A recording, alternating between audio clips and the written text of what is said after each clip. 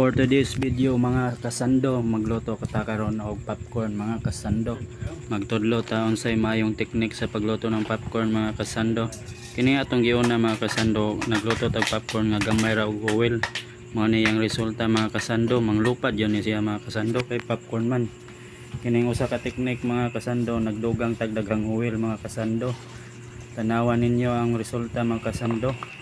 Tanawan ay mga kasando, mao na ni siya mga kasando, nagsugod-sugod na siya, putok-putok mga kasando, popcorn. Pero tanawa mga kasando, dili gyud siya ng lupad mga kasando. Igoro siya mo pop up sa oil sa ibabaw. Tanawa mga kasando, nagsunod-sunod tanawa. Puti pag yun ang agi mga kasando. Mao ni maayong teknik mga kasando kung magluto mo popcorn sa inyong balay nga ating snack mga kasando. Simple lang kayo pero dali ra siya buhaton. Di ka na mangitag takong-tako biha mga kasando. Ug mauna ni siya mga kasando, ihulbo na siya tinuod mga kasando pero wala siya manglupad mga kasando.